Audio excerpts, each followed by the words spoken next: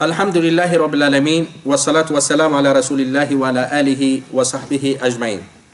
Haray den fuddo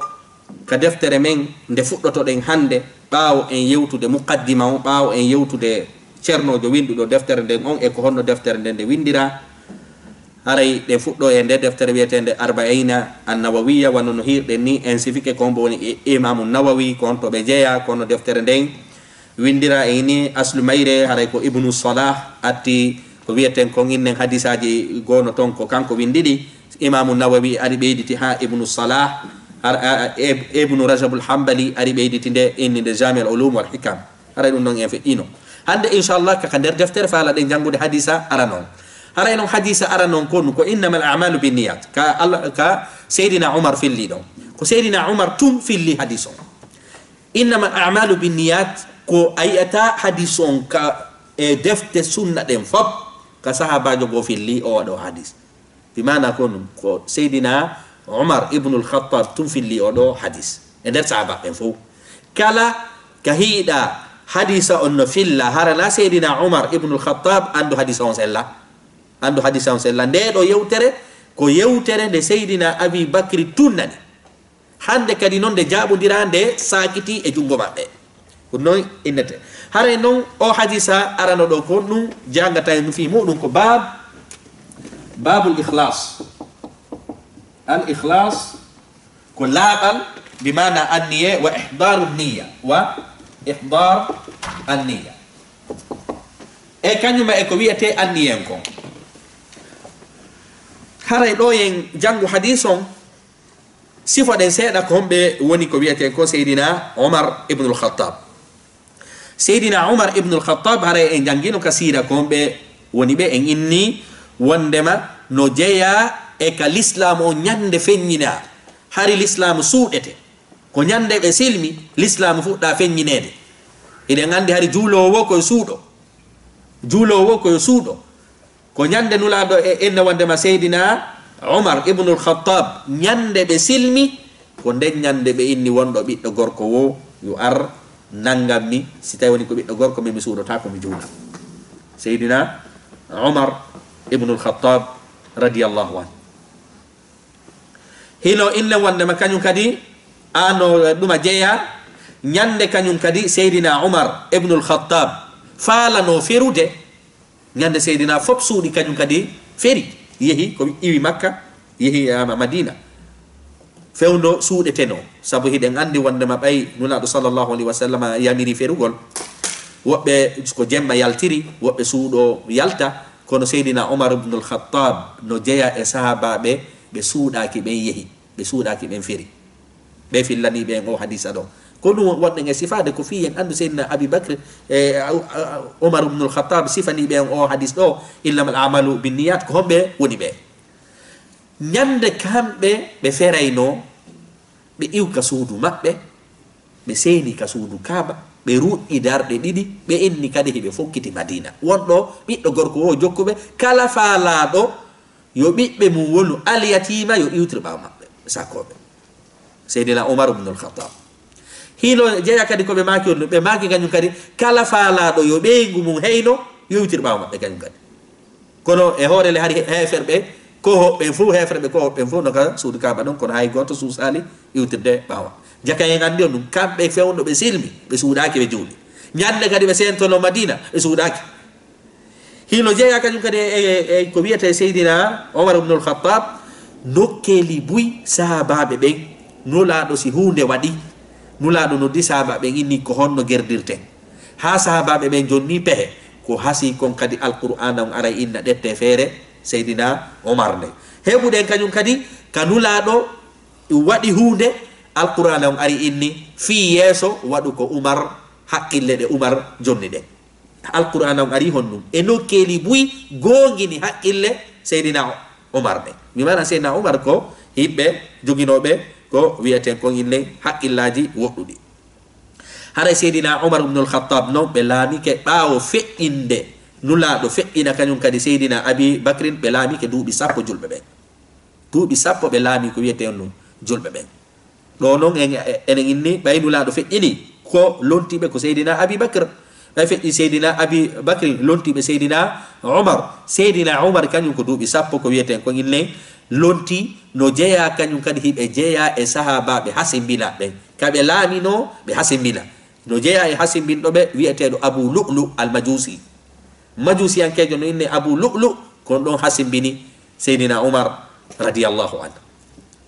ɗo ko seeɗa jonnuɗen zubda imana ko inne wondema ko tariha seeɗa seydina omar numa wondema ibnul khattab radiallahu anhu jonnuɗen ɗo. haray ceerno jon ɓe maki an amiril muminin enen inni ko fiyon ɗum ɓeynana amiril muminin saabu ɓe laamike julɓe ɓe honɗum duuɓi sappo. abi hafs umar bne alkhattabi ibnu nufail ibnu abdul uzza radiallahu anhu qal ɓeɗo ɓe maki sami'tu rasulallahi sallllahu alayhi wa sallam yaqul mi nani rinulaɗo sallllahu alayhi wa sallam hino maka innama al a'malu binniyat golleji ɗin fab ko jokki ko num ko anniya bimana joddi golleji ɗin fab ko num jokki ko anniye mawa sa ko ɗum waɗi himɓe ɗiɗo waɗa gollal gotal oya yoɓe buy oya yoɓe seeɗa ka allah subhanahu wa taala en fof ɗe juulida fana tawatara oɗo no mari baraji ko juuli kon buy oɗa jogaki buy saabu ko num jokki innamal a'mal haray golleji ɗin fof ko yoɓirte kon ɗum binniyat ko anniyeji ɗin no anniye laaɓiri wo ko noon gollal ngal jogori ko wiyete joddi no anniye on tuuniri wo ko noon joddi ndi innen fandiri jonnon ɗo hiɗa mari sartiji ɗiɗi fiyo golle jaɓe ko anniye laaɓuɗo e waɗirgol no sariya on faalirano hiɗa mari ko wiyete ikhlas anniya laɓɓingol anniye on tawti noon kañum kadi honnu almutaba waɗirgol no sariya on yamirino man amila amalan en jangino ka hadis ma en janga ka hadis kala waɗuɗo golle tawi sariya allah on ala nder ton fa huwa raddun fa huwa mardud hare allah subhanahu wa taala jonni tawde jaka mi andi kadi nayi min tumi laɓɓini golle ɗe mi waɗa sa laɓɓini golle ɗen a waɗi fi allah kono a waɗirali no sariya on yamiri noon allah memata sa waɗiri kadi no sariya on yamiriri noon yo waɗire kono a laɓɓinanali allah subhanahu wa taala allah kadi memata fiyo allah jaɓu ko be laɓɓinana allah subhanahu wa taala anniye fi gollal ngal hara a kafi dali mo hay e goto waɗira kadi no sariya on faalira noon no sariya on yamiri noon jaka mi andi fiyo allah jaɓu golle la budda ko beytum sartiji ɗiɗi heɓo al ikhlas summa al mutaba haray a ko ɗum firti innama al a'mal golle haray golleji ɗin fop saabu innama ɗo ko lil hasar binniyat haray joddiji golle ɗin fop ko jokki binniyat ko anniyeji ɗin wa innama li kulli mri'in ma nawa haray pellet kon ɗum no wodani kala neɗɗo ka joddiji ma nawa ko anniyi kon ko anniye on wa innama li kulli mri'in ma nawa haray no wodani kala neɗɗo e ko hunde nde anniyi nde ɗo hadis on jonni en ko wiyete no qaida o hadis ɗo imamul bukhari ɓay ari windugol sahihul bukhari ko o hadis ɗo watturi imamu nawawi ka arba'ina nawawiya ka deftere ka wonɗen jangude ɗo ko o hadis ɗo watturi ka riyadu salihina ko ɗo watturi ɗen mari ceernojo no wi'e abdourahman il mahdi on ɗon kañum ko inni wondema himo tori ceerno ɓen fof kala windowo deftere yo fuɗɗor o hadisa ɗo saabu piiji ɗin fof ko ɗo woni siɗo moƴƴi ara wi baraji siɗo moƴƴal noon ɗum ara ha perdi innama al a'mal binniyat wa innama li kulli imrin ma nawa jake gandi on ɗum imamul bukhari ko ɗo hadisa mo fuɗɗori imamu nawawi innen kañum kadi on ɗum e ibnu rajabul hambali ka deftere makko kan kadi ko noon ceernoɓe ɓen fof ha abdourahman ibnu mahdi o ini kanko mo yamiri ceernowo ceernojo windowo deftere ma faalaɗo waɗa goɗɗum yo attor o hadisa ɗo innama al a'mal haray golleji ɗin fop ko yoɓirte binniyat ko anniyeji ɗin wa innama li kulli mri'in ma nawa haray no wodani kala neɗɗo e ko anniyi ko bimana joddi ko o habbi konko ɗum jokki ko none no anniyori noon fi waɗugol hunde nde kono o hadis ɗo ceernoɓe ɓen no inni wo no woodi sababu inno jogui sababu fi on ɗum o yewtira ɓe inni wo kanulaɗo sallllahu alayhi wa sallam yamirno ferugol kaɓe yamirnon ɗum ferugol iwa makka ya ɗuma madina no woodi feruɓe fi dina mum kan hiɗen mari noon sonnajo no winne ummu qaysin qais ummu qaisin o sonnajo ɗo oɗo kañum feruno iwi makka yehi madina fi dina mum kam gorko goo tawi no makka on no faalano jombude o sonnajo ɗo on non kañum ɓay innama ferugol kanko o iwi makka o feri o yehi madina fi jomboygol o sahaba ɓen fof feri kono kanko gonnu anniyeji ɗin hina gooti ɓeya kañum feru fi yawgol dogida e dina mum kam oɗo o non gorko ɗo kañum feru fi yawgol jomboya on ɗon no ummu qais jaka enen andi ɗo ɓe fof ko kilométre ji gooti ɓe seppi ɓe fof ko laawol gotol ɓe rewi kono na joddi gooto ɓe jogi doguɗuɗo e dina mum kan e doguɗo fi sonnajo yawgol jomboyam kono ndaare ɗo allah subahanahu wa taala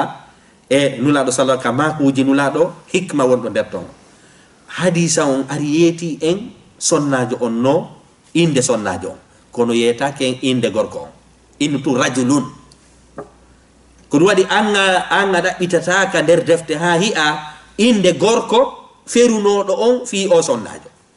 fi honnu alquran an holli en ɗo koyen sorrumo saabu si inde makko wolano ɗo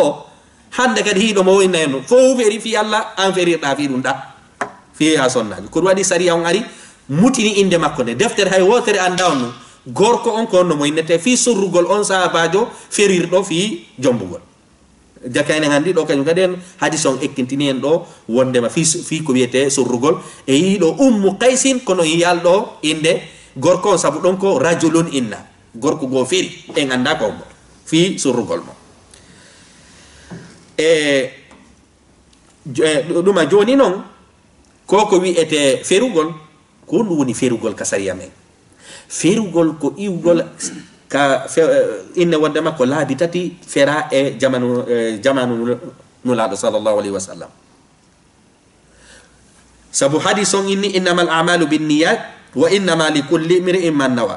nawa faman kanat hijratuhu ila allahi wa rasulih kala tawɗo hara ferugol mum ngol ko fi dina allah kan e fi nulaɗo sallllahu alayhi wa sallam haray joddi on ɗon ndin ko honɗum fa hijratu ila llahi wa rasuli haray joddi ferugol on ɗon ngol ko e jungo allah woni e nulaɗo sallllahu alayhi wa sallam mi mana sen faami haray kala tawɗo ko fi allah e fi nulaɗo feriri haray joddi on ɗon ndin ko ɗum haray ko feruɗo fi allah e fi nulaɗo sallllahu alayhi wa sallam wa man kanat hijratuhu li dunia yusibuha si tawi noon woni kala on ferirɗo kadi fi aduna heɓugol aduna aw imra'atin yankihuha fi sonnajo ma ɗum mo feriri fi sonnajo mo o faala jombude fa hijratuhu ila ma hajara ilay haray joddi oɗo ndin ko hunde nde mo ferani nden kan kadi si en daari o hadis ɗo hadis on ko inne wonde makko boukhari e muslim fillima ko hadisa selluɗo si en daari none no yewtira noon en taway ka nulaɗo sallllahu alayhi wa sallam makiɗo faman kanat hijratuhu ila llahi wa rasulihi fa hijratuhu ila llahi wa rasuli ila llahi wa rasuli wolama ɗo laabi ɗiɗi mo feri fi allah e nulaɗo joddi mum ndin o jonnitete joddi kañum kadi on ɗum fi feruɗo fi allah e nulaɗo saabu ɗo ko wiyon ɗum fillitagol ɗo inde allah nden e ko wiyeten innen e nulaɗo sallllahu alayhi wa sallam ko mawningol so tawi woni an joddima ɗin ko allah jonnete ɗum noon ko mawningol joddini kono ɓay nulaɗo maki faman kanat hijratuhu li dunia yusibuha kala noon on feruɗo tawi ko fi aduna mo o faala heɓude ma ɗum sonnajo mo o jombata ɗon arali haala kam fillitaka innaka ɗo haray fa hijratuhu li dunia yusibuha aw imra'atin yankihuha ɗon haala kan ko ɗum ari fa hijratuhu ila ma hajara ilay nana sen faami ka allah e nulaɗo ɗa jawabu charte on fillita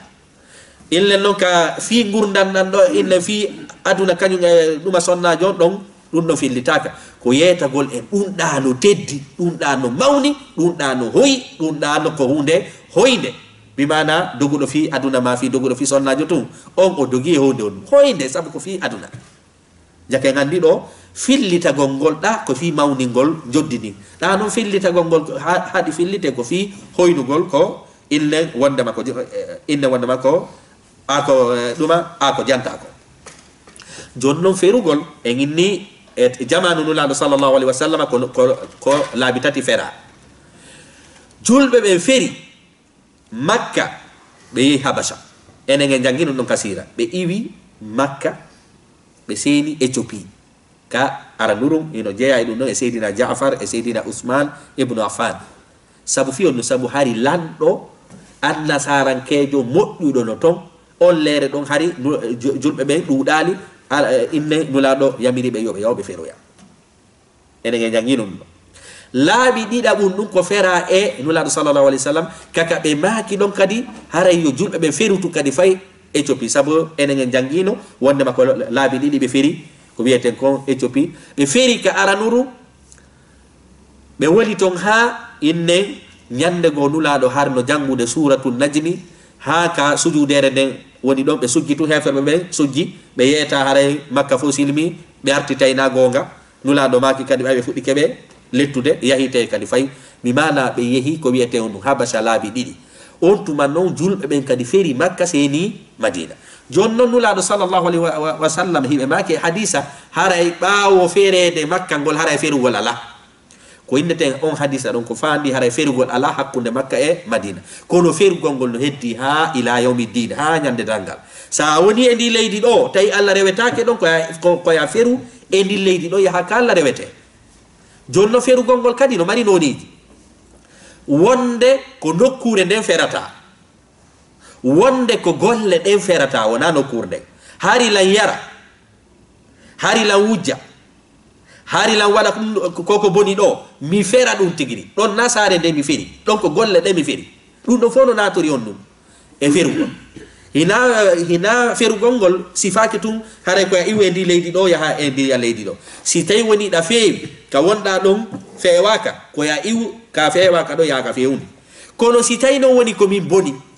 min lan waɗɗodiri tun e piiji bonɗi komi feru ko boni kon mi terto bid'a mi terto shirk mi terto maasi mi terto geddi e sirko e ko wiyete kon fop mi akkita ɗum ɗon fop mi jokka ko moƴƴi kon e dewal ngal jaka mi andi ɗon wona leydi ndin ɗon mi feri ɗon ko ɗum ɗon ko golle ɗe mi feri a famike wonde kadi none tataɓo on ɗa fera bonɗo on si tawi woni nafano e mum jokkodira e goɗɗo an ha feewa etoɗa yo feewu o ronka feewude ndara tawa so wondi tun a wawata feewude hande kadi oɗo konnum koya ferumo jaka mi andi ɗo on ɗum hiɗa mari ferugol almakan hijratul makan ferugol nokkure nden ɗa mari hijratul amal ferugol golle ɗen golle bonɗe ɗe jokkuɗa ɗen feraɗe yahaka moƴƴi ɗon ɗa mari noon ferugol gollowo ko boni kon si tawi woni a daari a tawi a gawatamo fewnde amma siɗa wawimo fewnude haray ko yawira ko yamiraɗa ko noddugol mo e ko wiyete peewal joni noon o hadisa ɗo innama al amalu biniyat wa innama li kulli mri'in ma nawa haray hiɗen faala sifade ko wiyete al ikhlas ka nder defte si ɓe wowlude ko wiyete kon ikhlas bimana laaɓal anniye andu hiɗen mari ɗo ko wiyete noneji ɗiɗi e anniyeji wolteɗi ka defte ɗo ko fiyen faamu inne wondema haddi son ko ɗum faandi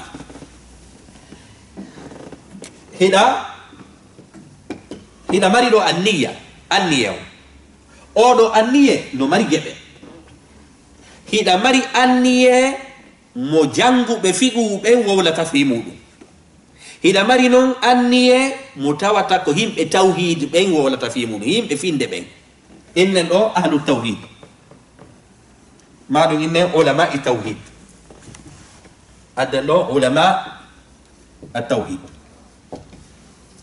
ulama i tawhid kamɓe si ɓe sifade fi anniye innama al amalu biniyat ko ɓe woni e sifade ko fi al ikhlas laɓɓingol golle ɗen hara kafidali allah e ko wiyete ka golla lan waɗude ɗum ɗo fi yo yimɓe ɓe weltanola allah ini memata ɗum an akna suraka jaka mi andi ulama i tawhid sino wowlude fi anniye kañum e ulama il fiqhi si ɓe wowlude fi anniye ko peeje ɗiɗi sertude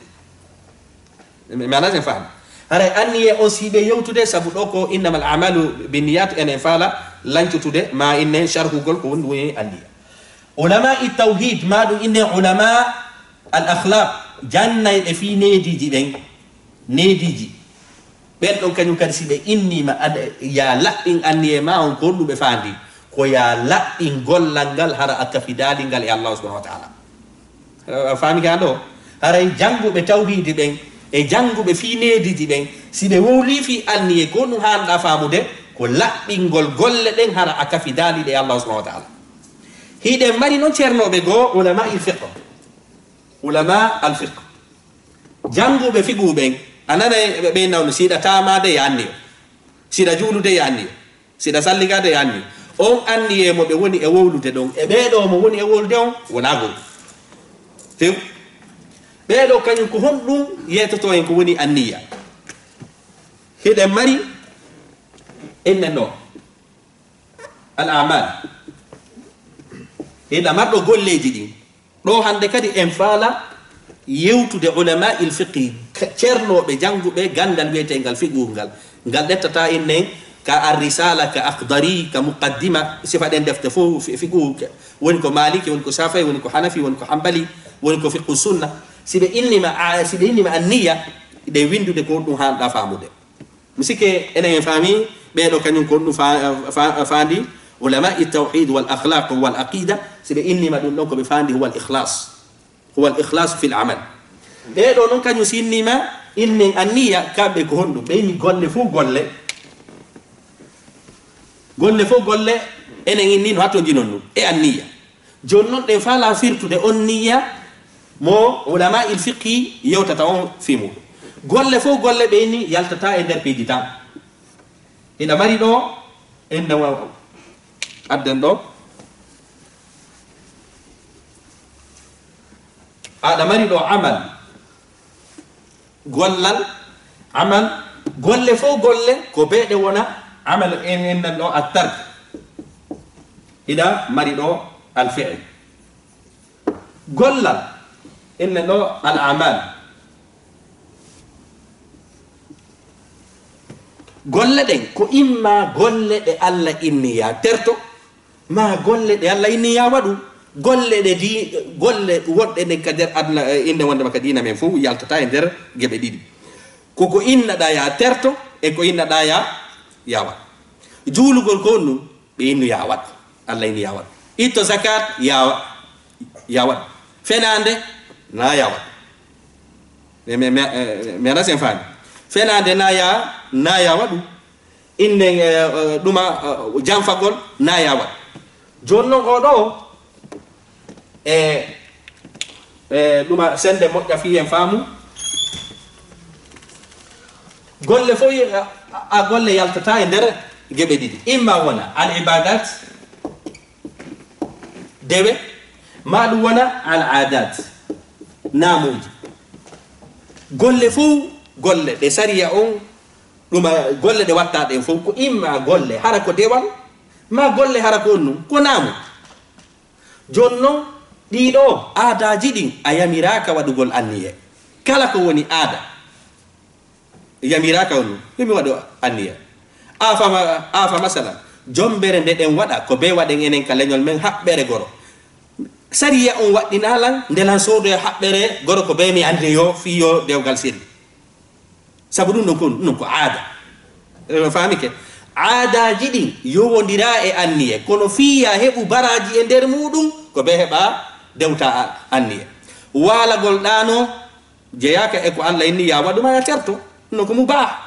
kono fiya heɓu baraji ko be anniyoɗa miɗo walade ɗano fiyo mi heɓu doole ara mi heɓay no mi rewira Allah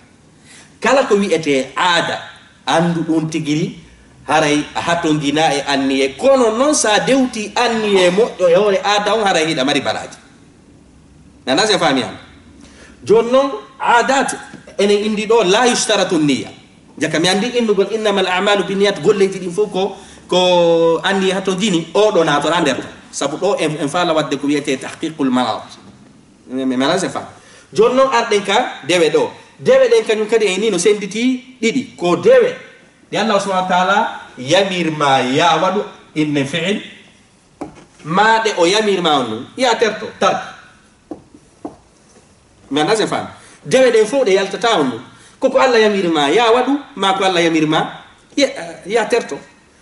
joni noon ko Allah yamirma kon ya waɗu e ko Allah yamirma kon inne wondema ko duma ko ya ter jono ko alla yamirma kon kadi ya wadu odo kadi no senditi didi koko alla yamirma ya wadu haray ko ghayr maqulil ma'na ghayr maqulil ma'na kol woni ghayr maqulil ma'na alla inna ya wadu dum do anda dum ko dum firti ko fiyon dum alla ni julu fana nay hida andi ko fiyon dum wonani darde nay wonani joyi anda hijaka mi andi e der dewe den de alla inni ya wadu den no wodi ko alla inni ya wadu o yetaaki makadi ko fi hondu ko den do ina tewnu ghayr maqulil ma'na kun do ina tewnu inne kun do ina te ibadatul mahd na nasi no famu hida mari non dewe de alla inni ya wadu kono da andi ko fi hondu wonda wadande den do inne on maqulil ma'na maqul al ma'na kon woni ghayr maqulil ma'na afama ko fi hondu o do ko hida fami ko fi hondu masala adde misal alla inni walle tampu ben okkore tampu ben hida andi ko fi hondu ittugol tampere e tampu ben dum don alla yamirima no natori e dewal koko alla inni ya wadu kono hida andi ko fi hondu wonda e wadande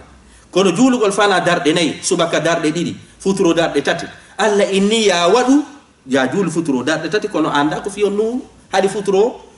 wona didi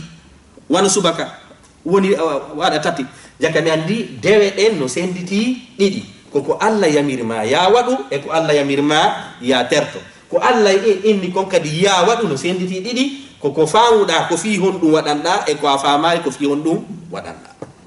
do ko no faala den abdien sifodum do ko fiya andu ko golle honde si tay woni ulama il fiqh jango be fiqh ben si be inni golle den ko ya anniyo hinadi do fo be yamirma ya anniyo sabu silan faala yo bo nyamande hato ginawnu e anniye sila faala itto sobe yang hato ginawnu e anniye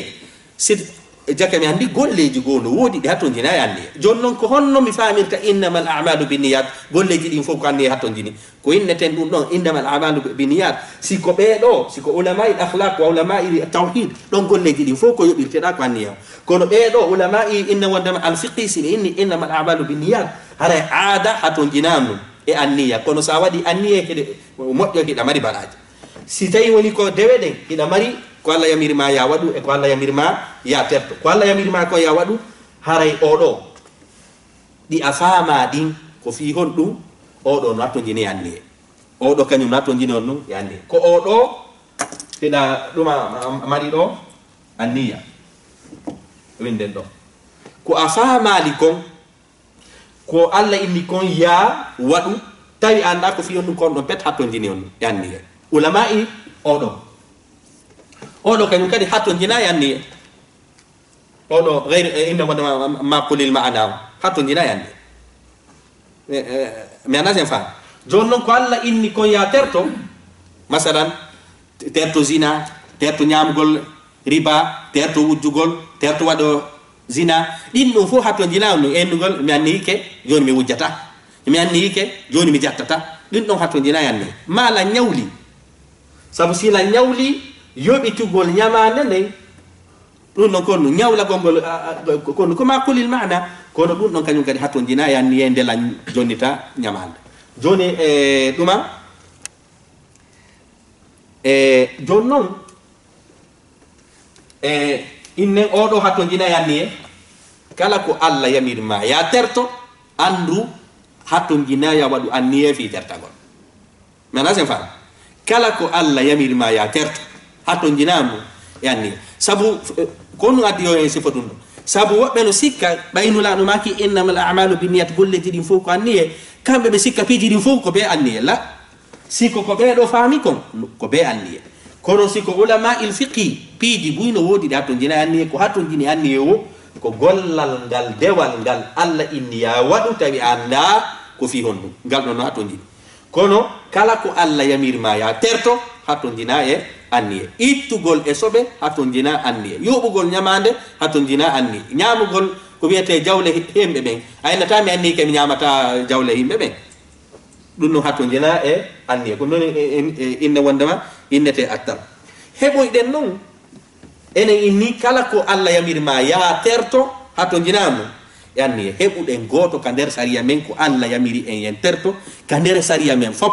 ko hunde wotere Allah yamiri en yen terto tawi kadi o inni be anniyoɗa ɗum no ko ɗum woni ɗum noon a sawm ko ɗum woni korka kan Allah yamira on ya terto ñamete ya terto kono honɗum ko be anniye kadi tawe si sella e hoore noon ko Allah yamiri kon fof yo terto hato jina on ɗum e anniye si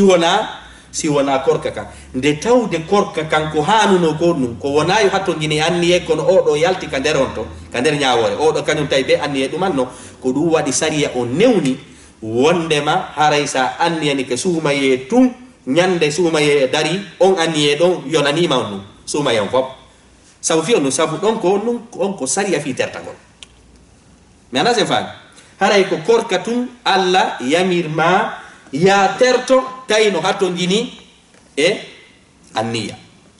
mi ana sen faami joni noon ko ɗum ko waɗɗen ɗo ko ɗum innete ko ɗum ɗo innete tahqiqul manat fi en faamu nde ulama al fiqhi no inna wondema haray ɗum ɗo yushtaratu niya andu ko ɗo ɓe woni haalde fi mum amma ibadat at-tark ma ibadat innen ma adat ma ko wiyeten inne maqul al ma'na yiɗo tati kala ɗi hatto jina anniya at-tark on fop oɗo hatto jina innen wondema go'o oɗo hatto jina oɗo kañum kadi hatto jina ko hatto jini wo anniya si ulama il fiqhi no wolde ko ɗo koko Allah yamiri ma ya waɗu hara ko gayri maqulil mana nana se fa ko fino hono sifani len ɗum ɗo ko fi wata en faamu ka hadis ɗo nulaɗo maki innamal amalu biniyat golleji ɗin fof no hatto jini anniya heɓa on faamu ɗo si tawi woni ko ɓeɗo si tawi woni ka defte fiqqa si ɓe innima anniya ko ya andu haray ko gollal ngal Allah yamiri ma ya waɗu tawi kadi a anda ko fi honɗum ko ɗon hatto jini anniya amma al adat aw ibadat haray ko li tark haray ɗin ɗon ɗi hatto jina ennen wondema anniye haray ko a sawmu on tu yalti ka nder qaida sawmu on kañum kadi yahtaju ila ennen wondema anniya ko ɗum jon noon o anniya ɗo ko ɗum woni nafa ko wiyete anniyagol ka dewe anniye on oɗo anniye on ka dewe ko on ɗon sendidirante ko waɗɗi e ko waɗɗake hiɗen wawi enen ɗo ɗiɗo salligoɗe may juulen hana min ko farilla mi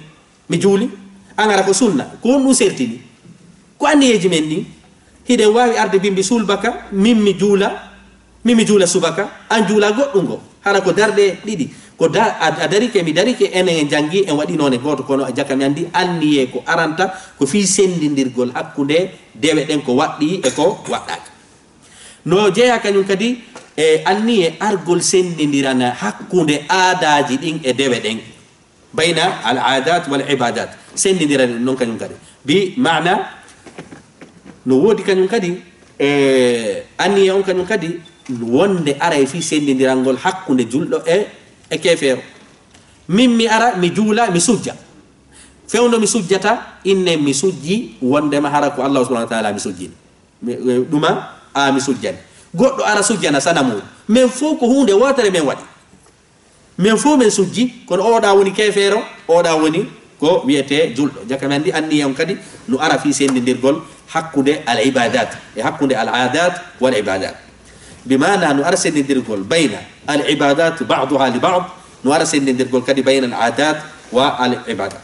haray inchallah ko ɗo wonɗen hattude e o hadisa ɗo enen en inni wondema ferugol ngol haray hadisa on ko woni on e yetade ko fi laɓɓingol anniye mum on en woni wondema haray anniye o si ulama inne wondema tawhid ceernoɓe tawhid ɓen e ceernoɓe fi inne wondema e jikkuji ɗin ɓen noon si woni fi anniye ko ɓe anniyi haray ko ɓe fandi ko laɓɓingol anniye mum on bi mana waɗangol Allah subhanahu wa ta'ala gollal ngal ara kafi dalingal e gol amma ulama'i al fiqhi si tawi woni ɓen ɗo woli fi ko wiyete anniya anden ko fi ibadat hara ko fi'il hara ko gayri maqulil ma'na ko ɗo tuɓe fandi amma ibadati tark ma adat ɗiɗo hatto jinayi ko wiyete anniya aadaji ɗin noon siɗa faala heɓugol baraje muɗum ko be dewta anniye e muɗum bimana ñamugol yara ɗano ɗum ko hunde dagginde sa walike joni ɗo an gaɗanike anniyake e fuy hara ala baraji ala bakkat kono sa anniyike saabu ɗanagol ngol no jeeya e koni ko mubah kono sa anni ke anni e laaɓuɗo a dewti hoore ɗum ɗon hara e ɗi kañum kadi baraji haray ko ɗum ɗon sifiɗen ɗo innama al amalu binniyat wa innama likulli imri'in ma nawa faman kanat hijratu ila allahi wa rasulihi fa hijratu ila allahi wa rasulih wa man kanat hijratuhu lidunya yusibuha aw imra'atin yankihuha fa hijratuhu ila ma hajara ilayhi muttafaqun ala sihhati haray ko imam al-bukhari e muslim ma fillimo haray ɗen hatta ka darsu men ɗo inchallah hande wassalamu aleykum wa rahmatullahi wa barakatuh